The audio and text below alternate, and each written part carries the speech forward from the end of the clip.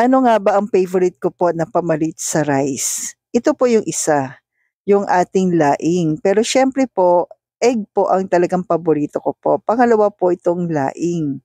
So, share ko po yung aking recipe. Una po, naggisa po ako ng sibuyas at bawang. Pero ito po ay uunahin nating lutuin po yung ating bagoong alamang. Tapos yung sili, nilagay ko na po. Kasi po, bagong alamang talaga ang pampalasa ko po sa laing. At ayoko po ng hindi talaga ginigisa yung bagong alamang. So, nilagay ko na po yung bagong alamang. At syempre po, pagdating sa bagong alamang, gusto ko yung fresh, yung walang kulay, natural. Yan, meron talaga akong suki sa palengke. Then after ko magisa yung bagoong, nilalagyan ko po ito ng vinegar at hayaan nating maluto siya sa vinegar. Then, nag-a-add po ako dito ng golden monk fruit. Pamalit natin to sa asukal na pula dahil out sa atin po. Kaya golden monk fruit, sweetener po yung akin nilalagay. Tapos mahinang apoy lamang po hanggang sa maluto siya. Tapos lutuin na po natin yung ating laing. Hindi po ako Bicolana, pero talagang favorite ko po ito po. Ito po ay yung pangalawang gata. Tinuro lang po ito na aking friend kung paano lutuin. Tiga Bicol po siya. Nilagay na po yung luya, sibuyas at bawang. Hayaan nating kumulo. Then ayan yung ating bagoong, pinapalamig po natin.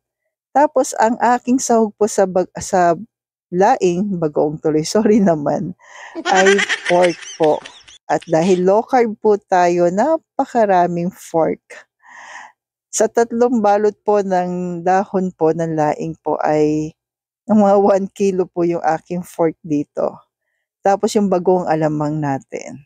Tapos pakukuluin lang po natin to hanggang sa medyo lumambot ng konti yung fork natin. Tapos yung ating dahon po. Mas favorite ko po sa laing talaga yung dahon lang po, yung leaves niya. At mas gusto ko po yung tuyot pag naluto. Pinefresh lang natin, hindi ko po ito hinahalo. Yan, pinefresh lang natin hanggang sa matuyuan na po siya. Tsaka natin lalagay yung unang gata po ng niyog.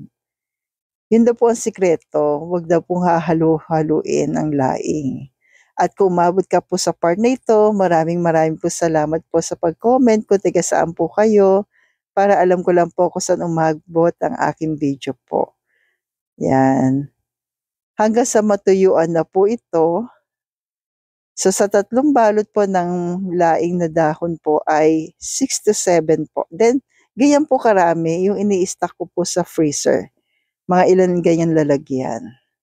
After ko mag-share sa kapitbahay, nag-stack talaga ako. Tapos yun na po, ina-partner ko po siya sa mga fried fish, fried chicken. So yan po yung aking sikreto. Isa sa sikreto po, ngayon hindi na sikreto. So may ganon. So stay healthy, stay local po, and God bless sa ating lahat.